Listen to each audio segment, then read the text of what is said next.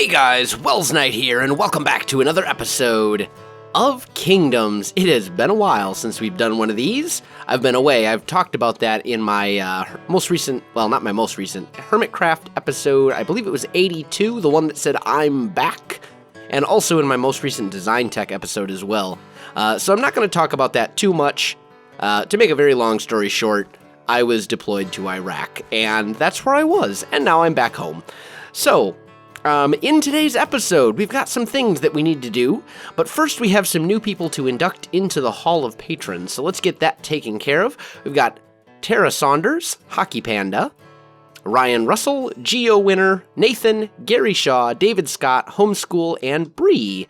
So thank you all for supporting me on Patreon. I really do appreciate it, and it helps out so much. I do want to talk a little bit about Patreon today. Oh, also, by the way, if you are a patron and your head is not above the sign, just send me a message on Patreon with your Minecraft name, your Minecraft in-game name, so I can get your head in here properly. It looks a little weird having some of them without heads. Also, I've been gone for like a month and didn't really have reliable internet access, so if I did miss anybody, please send me a message on Patreon and just let me know so I can get you added properly. I don't want to leave anybody out. So, I love this little thing right here. It's amazing. Oh, and I had to expand the Hall of Patrons yet again because we have now filled up 1, 2, 3. Oh man, I got the hiccups. It's terrible. We filled up 3 sections. Each of these is 7 times 4, so 28. So we have 28, 56, plus another 28, 70, 84 people in here right now. That's insane. That's so many people. We're coming up on almost 100 patrons. That's fantastic and amazing. But I do want to talk a little bit about Patreon. For those of you who aren't familiar with it, basically Patreon is a website where you can support, financially support content creators. You can basically pledge to donate a certain amount a month, and there are different rewards for different levels of donations. So like with me, for example, if you donate $5 a month, you get added to my Patreon server. If you donate, I think the highest tier that I have is like $50 a month. And for that, I actually like add you on Skype. And there are different rewards in between and stuff like that. Now, one thing that happens relatively consistently is that the amount that Patreon says I'm supposed to get every month is not the amount that I actually get, because every month there are some people whose cards are declined or things like that. And, you know, that's to be expected. Sometimes people, you know, get it. I don't have any arrows. I don't have any arrows. Let's see if I have any arrows in my ender chest. There we go. Beautiful. Okay. Anyway, so, you know, sometimes people's cards are declined or things like that. And that's, you know, it happens. It happens to the best of us. We forget to update things, or maybe we put in a number wrong or anything like that. But sometimes I see the same people whose cards are consistently declined a month or 2 in a row, 3 months in a row, and, you know, that kind of concerns me a little bit. Not because I'm worried about, you know, not getting the Patreon donation, but because it kind of tells me that either A, people are pledging to donate with money that they really should be keeping for themselves, because I never want anyone to donate money to me at the expense of their own livelihood. If you can't afford to donate to me or any other content creator for that matter, please don't. You know, I'll be okay. I'm fine. I have a full-time job in addition to YouTube. Financially, I'm actually doing relatively well right now. I'm certainly not rich by any stretch of the imagination, but I'm doing just fine. So, you know, if you can't afford to donate and to support a content creator, whether it's me or anyone else for that matter, don't. I'm pretty sure that most content creators would agree with me on that note. Likewise, I know that there are some people who have, you know, some people who watch me who are shall we say, of a younger audience. And if you're using someone's card without their knowledge, that's very not okay. So, I know you want to support me, and that's wonderful, but don't use people's cards without their permission. I mean, yeah, that should just kind of go without saying, but I feel like it kind of needs to be said, because this month I had almost a fifth of the expected donation amount was not there because of declined cards and things like that. And I just kind of wanted to bring that up. And, you know, that applies to all content creators. And I've talked with many content creators about this, and we pretty much all agree. We don't want your money if you can't afford to give us that money. It should be something that you do because you have a little bit extra to spend, or you really want to support someone and you can afford to do it yourself. One thing I will say, and I'm just kind of running around aimlessly, we should probably do a little bit of building. It's been a long time since we've done any of that kind of stuff. And actually, maybe I really need to do some kind of landscaping in here as well. This would be a good place for some sort of like garden, or yeah, maybe a garden. That could look really nice there, actually. Let me just grab a couple things. Do I have... Let's see what I've got in my chest in this house. I do want to talk a little bit in this episode about, you know, money on YouTube, because it's really kind of a foreign concept for a lot of people. A lot of people don't really understand how YouTubers make money, or how much money they make or don't make, or any of that kind of stuff. A lot of people it's just not something they know, and that's perfectly fine. You know, if you're not a content creator, you probably don't really care all that much. But I want to kind of just discuss it a little bit here. Do I have any cobblestone at all? There's a little bit. I just want to make a hoe for making a little bit of a garden here. There we go. Stone hoe. Beautiful. So what I would say is this. Let's clear this out, and let's put a water bucket there, just so the water source is hidden. And then we can put a little bit of a garden kind of over here. Let's maybe do something like that.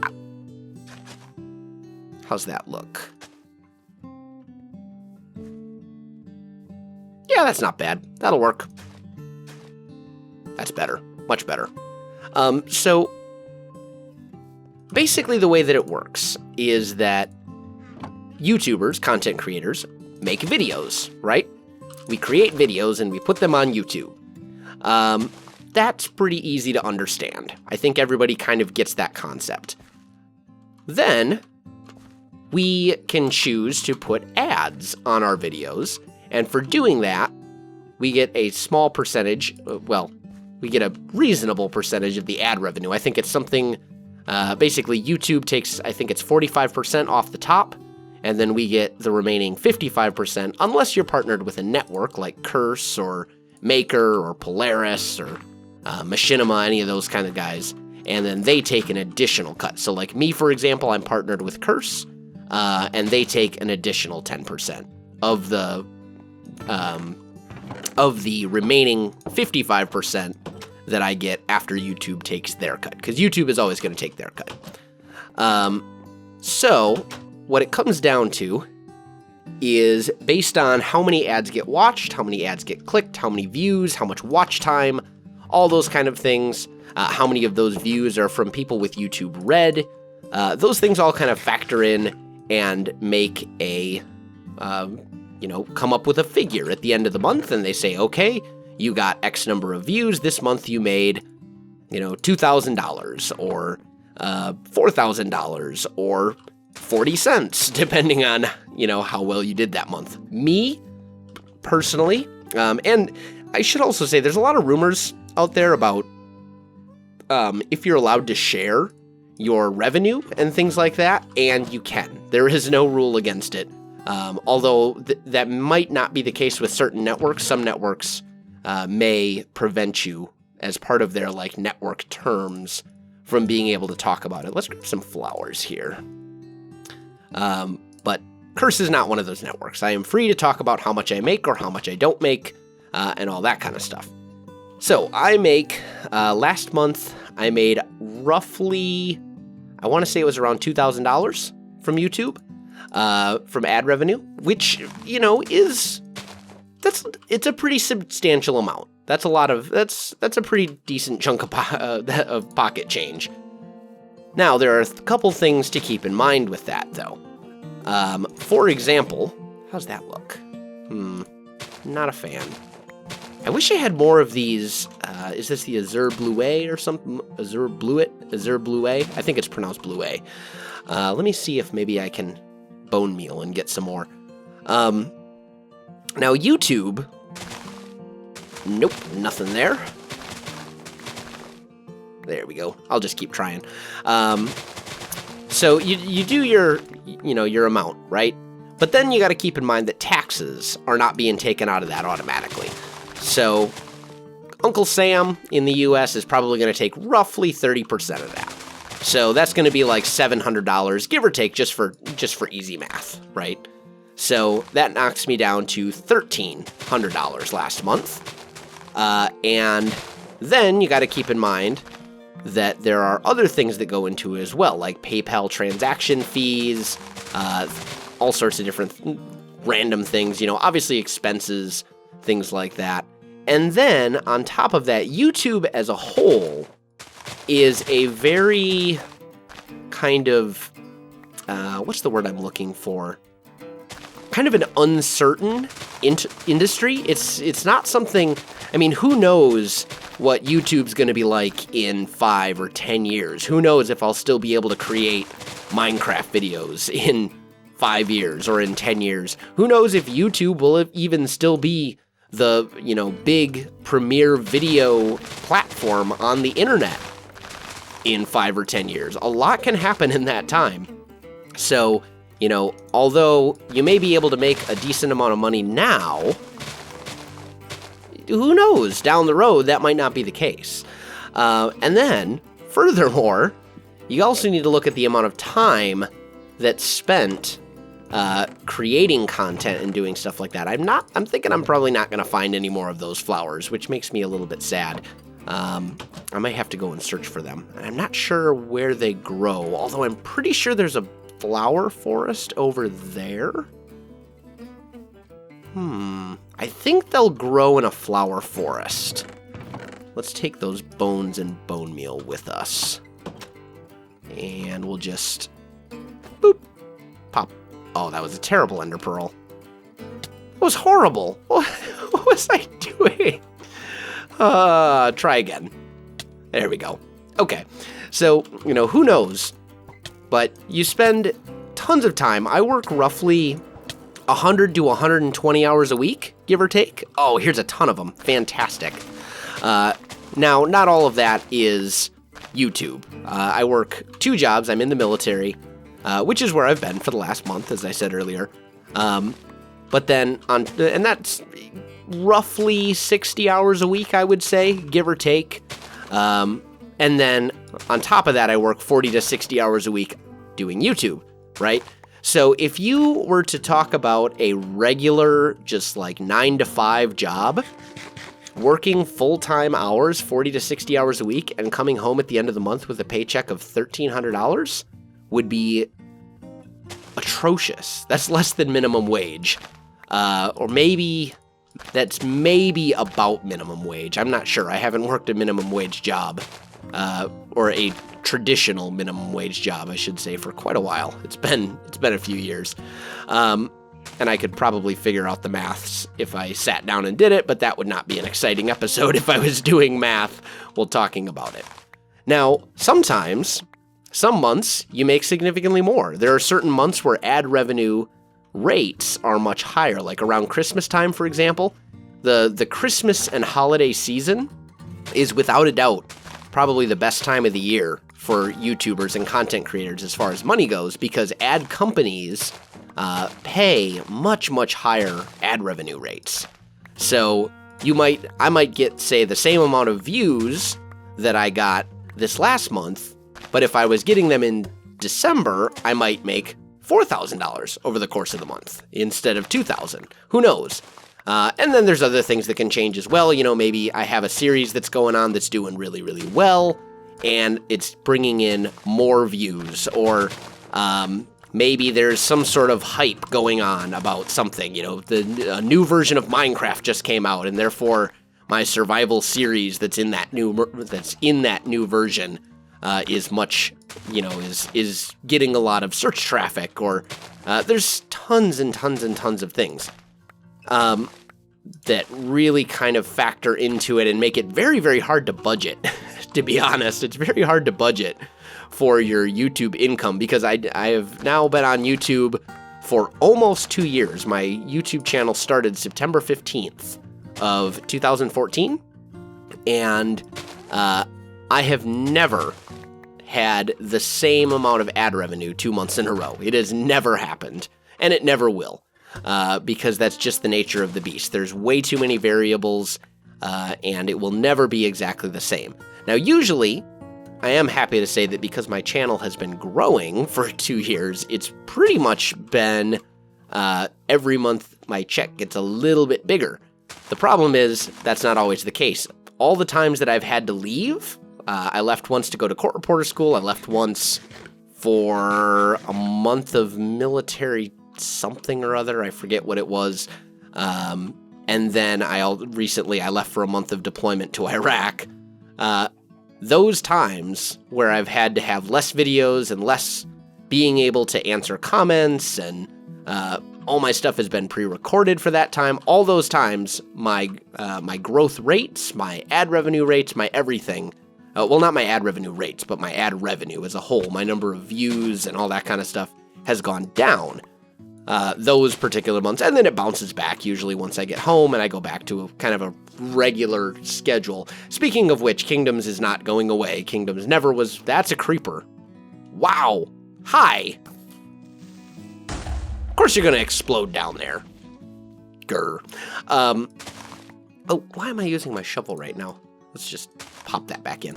So, there's a lot of things to consider. Now, there's also alternate revenue sources for YouTubers, right? Especially gaming YouTubers, because there's a whole industry, I guess you could say, built around streaming games, right? So, if I'm a gaming YouTuber, which of course I am, and I want to stream, that means that I can stream and I can get donations on stream. Or if I'm a partnered streamer, I can get donations from having like Twitch subscribers, or on YouTube. There's I don't actually really know how it works on YouTube. I think you just get paid ad revenue like you do for videos, but I'm really not sure. Either way, you can earn additional revenue through streaming, right? Because you can get donations that way, and you can get other more consistent things like Twitch subscribers, shall we say. And then, of course, there's merchandise, right? Like t-shirts. If I wanted to sell t-shirts or something and people buy the t-shirts, and I get a cut of profit for that. That's another way that you can earn money as a YouTuber. There's also sponsored videos, which I have done a couple of in the past. Not very many. I'm very, very, very picky about the type of sponsored videos and sponsored series that I do. If it's something, I get offers for sponsored videos on, I won't say a daily basis, but almost a daily basis. I get people emailing me saying, hey, we would like to pay you to do a video about this. But a lot of the stuff that I get offers for really wouldn't fit my channel.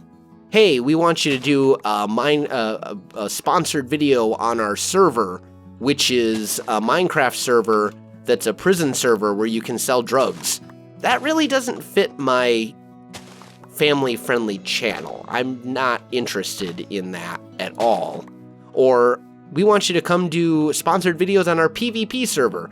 I'm really not a PvPer, and I never have been. I'm okay at PvP, as Hermit Wars revealed, I will say. Victory. No, I'm actually terrible at PvP. I got lucky. I mean, it's just kind of one of those things where if I don't believe or have an interest in what type of video they're asking me to do a sponsored video on, I'm not going to do it. I'm not going to abandon my values and beliefs just so I can get a little bit of extra cash. Some YouTubers will, and that's their choice and their decision. If they want to do a sponsored video for the sake of the blings, shall we say, and it's not something that they would normally do, that's perfectly their decision and within their rights, and I fully understand why they would. But that's another way that you can earn revenue as a YouTuber. So basically, as a YouTuber, you've got your ad revenue, you got your merchandise, you got your sponsored videos, and then you got donations, right? Now, the nice thing about Patreon, which would count as donations in my opinion, is that you can see every month how much you're supposed to be able to get, and it helps you actually kind of budget a little bit. So you can look at that and you can say, okay, I'm going to get X amount. That means that for sure I'll have X amount instead of, well, hopefully the ad revenue rates won't tank and I end up with this amount instead. Like, there's a lot of things that can happen. Long story short, Patreon is a little bit more guaranteed than a lot of other revenue sources, because I could come out with a t-shirt, for example, and I come out with this t-shirt that I think is awesome, and everyone looks at it and goes, that's the stupidest t-shirt I've ever seen in my life. I'm not buying that. So then I got this t-shirt that nobody buys, and that means I don't get any revenue of any kind for it, which means I should go back to the drawing board and come up with a better t-shirt. But I mean, it's just kind of one of those things where you can plan for it a little bit better. And that also then gives you a little bit more freedom to do things that you might want to do that you might not necessarily be able to do safely otherwise.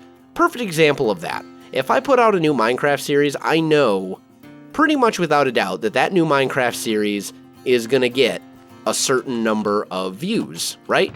I know Minecraft is safe for me. I know that pretty much any Minecraft content I come out with is going to be watched and people are going to like it. Now, on the other hand, Minecraft is not the only game that I like, and it's not the only game that I've ever played, and it's not the only game that I play on my own time. There's tons of other games out there that I really enjoy, but I can't necessarily play because I don't know if they'd be considered quote-unquote safe for, maybe different reasons. One example would be Total War. I've always been a huge fan of the Total War series, but Total War is very, very, very different from Minecraft, and I don't know that you guys would necessarily want to watch Total War. You might have no interest in that whatsoever. That might be something that you would find boring and dull. So it's not necessarily safe for me to do Total War content, right? Another example of content that might not be quote-unquote safe would be, say, Nintendo games. Nintendo has policies that are pretty harsh when it comes to Let's Plays and videos compared with other companies, which, once again, totally within their rights. They can do whatever they want. It's their intellectual property. But their ideas about what's okay and what's not, very different from what you find with, say, Mojang. And that means that if I want to make, say, a Fire Emblem series or a Pokemon series or something like that, I might be able to get away with it. Or I might not. My video might not be able to be monetized, or it might not be able, or who knows, it could even it could get taken down. Or, I mean, there's just so many different variables that come into play when choosing a new series, if money is something that you're considering in any way, shape, or form. And to be honest, if YouTube is your livelihood, if you are a full-time YouTuber, or if you want to become a full-time YouTuber, which I do because I would love to be able to just do nothing more than make videos for you guys, that's stuff that you have to consider. You hear people get a lot of criticism for selling out or for thinking about money, and the thing is, this is a job. It's something that takes a lot of time and a lot of work and a lot of effort, and it's not unreasonable to expect to be compensated for it. There's a lot of YouTubers out there who wouldn't do this if they didn't get paid for it at all. Now, that's not to say that the goal is to become a millionaire or anything like that. And odds are you probably will never be a millionaire on YouTube. The odds of that happening are so slim, not just because not just because it's a very small number of people who actually become successful on YouTube, but because even the people who are successful on YouTube, the vast majority of them are not making millions of dollars.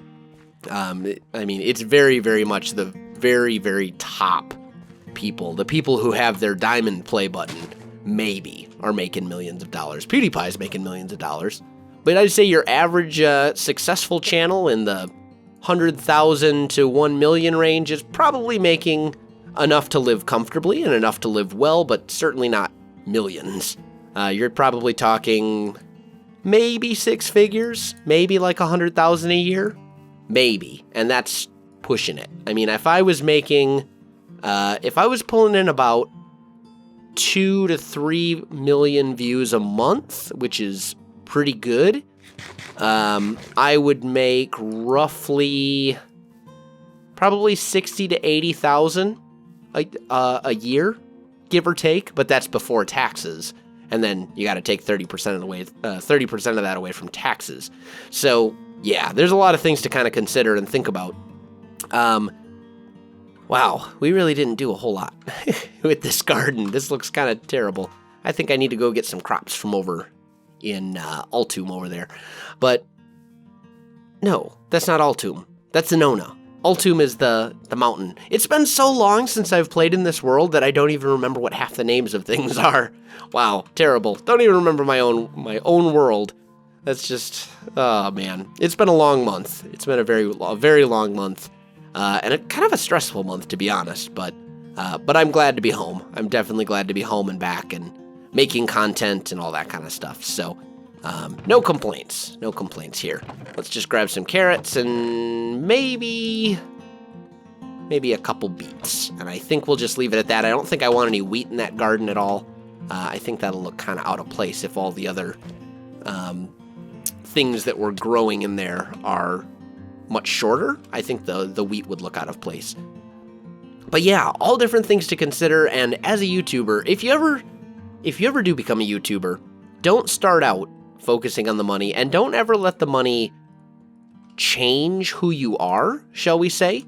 Don't let it control you.